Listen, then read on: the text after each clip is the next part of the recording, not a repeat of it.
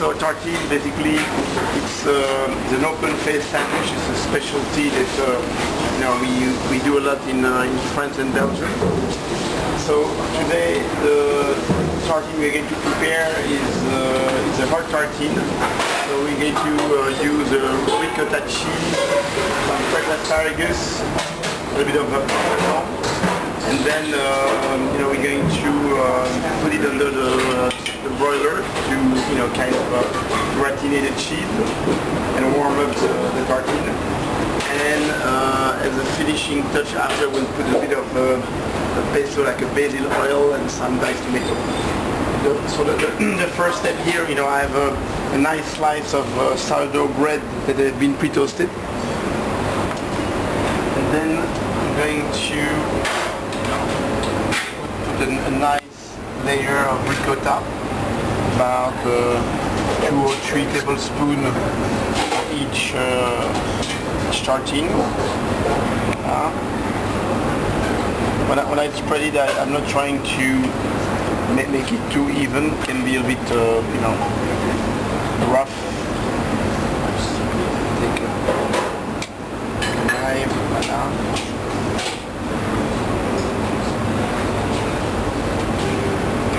Actually, in Europe we use ricotta that's more like like Italian fresh cheese. But I've seen it in India. You have also the equivalent. I'm going to take the asparagus here. So I use about 8 or 9 tips of asparagus. I'm going to slightly cut them so it's easier to eat. I'm going to cut them in little pieces. So they've been pre-cooked, so they've been blanched in hot water with salt. Okay. We pre-cook them, so we...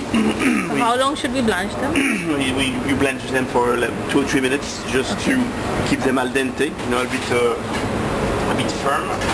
I would say that this preparation also could be, you could also use raw asparagus, but if you use raw asparagus you have to basically split them lengthwise, okay? And then you mix them with a bit of olive oil and salt and leave them for an hour or 2. So they are, the salt is going to kind of cook them. Voilà. So now I'm going to spread a bit of Parmesan cheese. So here the Parmesan cheese is grated, but also, you can, the Parmesan can be shaved. So you could take a nice big piece of Parmesan and shave it with the vegetable peeler. Voilà. So I'm going to add a bit of black pepper. And then now I'm going to put it under the salamander. So here what we're trying to achieve is to, basically make a slight coloration to melt the Parmesan and also heat up the asparagus and the ricotta. So it's a very simple thing. What's very important is to have a good ingredients. Instead of ricotta, can we use paneer in that? Yeah, I think paneer will work also. Should work? But paneer is in slice. You slice it. You slice it instead of mashing it. Yeah, I would say here as a structure with the ricotta it's easier to eat because it's kind of the asparagus, can hold better on the cheese. If you use paneer, maybe it's going to, it will be still really delicious, but it's going to be, the structure is not going to be as stable. Okay. Because cooking sometimes asparagus might fall off. Because cooking sometimes also is a bit of engineering, and it's about ingredient and taste and seasoning, but also it's about engineering. You buy a thing and it has to stay steady. So here I think I was going to take about 3-4 minutes. Okay. And I think that this is the perfect pairing with a dish like this. Would be a nice white wine. Okay. I mean, tea works also, but I think wine is better. So where does this name tartine comes from? Sorry? Where does this name tartine come So from? tartine in French language, Yeah. there's a verb tartiner, means to spread. So that means that here the name of the sandwich came from the verb. Okay. Usually a tartine, you take some slice of bread and you spread something to it. So here we go.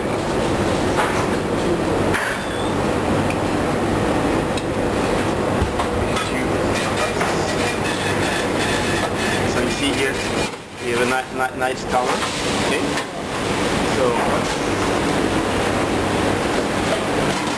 you see sometimes if it's here maybe it's a little bit too brown, the bread was not covered, so there I'm going to trim it slightly. Okay. Voila. And then I'm going to cut it in a 5 triangle. So usually a tartine, it's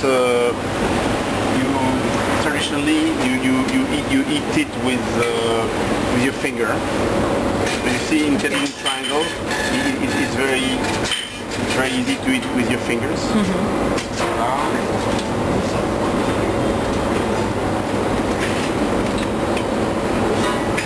Now I'm going to add a little bit of basil oil. So basically here this is olive oil with fresh basil and a little bit of salt. I would say that it's hard to find basil. You can replace it with a blend of parsley with a bit of mint and fresh coriander. Okay. Voila. I'm going to drizzle a couple of drops, and when you cook, there sometimes some ingredients are there for the flavor aspect and also the taste. We are going to add a couple of cubes of tomato, so nice for the color, and also it's going to give a little touch of freshness. Voilà. And then if you want to make it a bit more fancy, you can add a couple of slices of radish to make it good. And then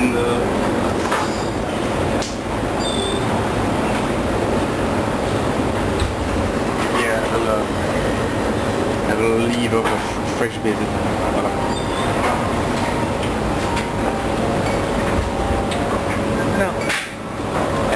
And now we're going to, see if it's good. Yep. Is it? Fantastic. You want to try? All right. So you see, a very simple recipe, and so I guess anyone can do it. The only thing you have to come at Le Pain Quotidien and buy delicious sourdough bread from us. It's our sourdough bread. It's organic, so we use local Indian flour, organic, from our best friend from Fab India. I don't know if I can mention our secret purveyor. Okay. And then the good thing with this kind of recipe is that also you can be very creative. For instance, if you don't have asparagus, you could use little strings of zucchini or green beans. I mean, it's I would say as soon as you have a nice piece of bread, you put great ingredients into it, and it's always delicious. But one of the key things in cooking is not to mix too many things. I know that in India there is a lot of delicious dish, with curry, and curry sometimes it's like a blend of many different spices. Yeah. And once in a while it's good, but also this is much more simple. You see, they have basically bread, cheese, and then one vegetable, a couple of things to season.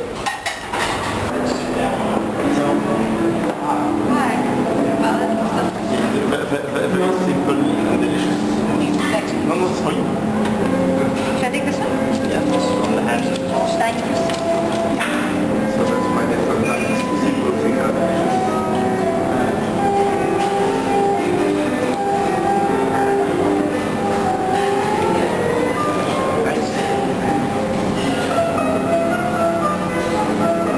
What do you want to say about the dish?